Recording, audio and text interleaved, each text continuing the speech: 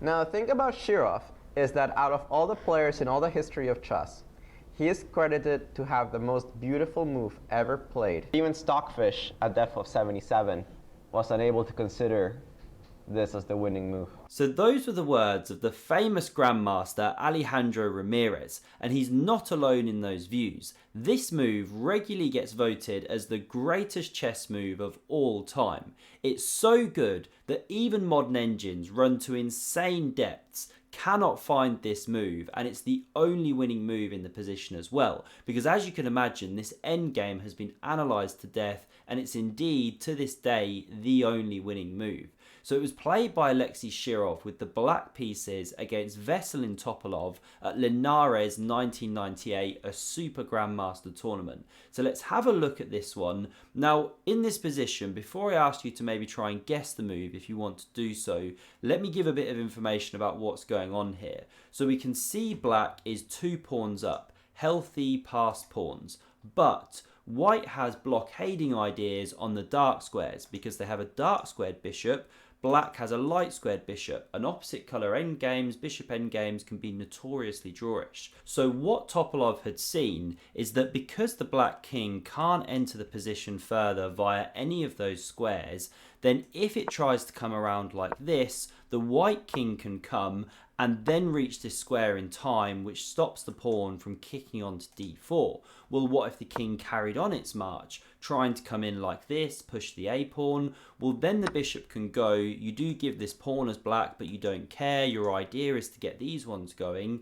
But then king b3 is followed by king d2. You shadow those king's steps, and you just can't make progress with the pawn, because after the bishop waits, let's say bishop d4, then king a2 could come, trying to get to b1 and push the a pawn, but king c1 shoulders it out once again. The king can't get there, so it'd be forced to either retreat, repeat the position, or you play something else, say bishop e4, but then g3, no progress can be made, this is a draw. So this was Topalov's idea as a drawing technique. Get the blockade on the dark squares. But running it back here, Shirov had other ideas. So he wanted to bring the black king into the position like this, get to e4 in rapid time. And this is where he uncorked the greatest move of all time. So can you guess what he played there? He wants to move the bishop, but where to? So Shirov played bishop to h3. It looks completely stupid to give an entire bishop, but here's the idea. Now white does not have time to run in with the king. Now the bishop was captured. What would have happened though if it was ignored? King f2 played, so that after king f5 you can go king f3 and stop the king from reaching this square. Well, then black insists that you take the bishop, they'd take with check, you have to recapture, and now these 3 pawns and active king are overwhelming for the bishop and king defensively, and we get something similar to the game, so I won't go too deep there. So coming back here, king f2 no good, so the bishop sacrifice was accepted, but now here comes the black king. King f2 and king e4, this is the key tempo that black gained through that bishop sacrifice. You can no longer shoulder out the king.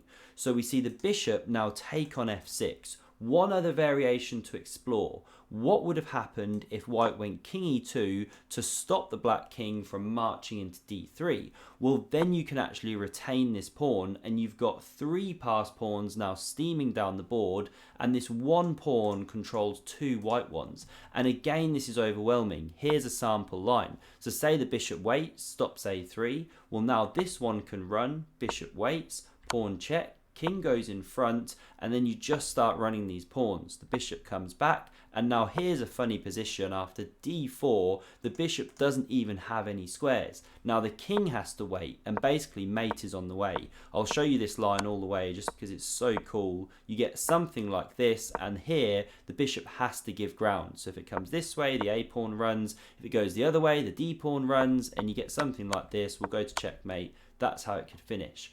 So running all the way back here after king to e4 from black, king e2 is just no good. So the pawn was captured, but here's Shirov's idea. He pushes d4 and blocks out that bishop, so it cannot stop the a pawn, unless it hits this diagonal, which it now does. So it takes control of that square. But now king d3 from Shirov, he wants to march to c2 and run this d pawn down.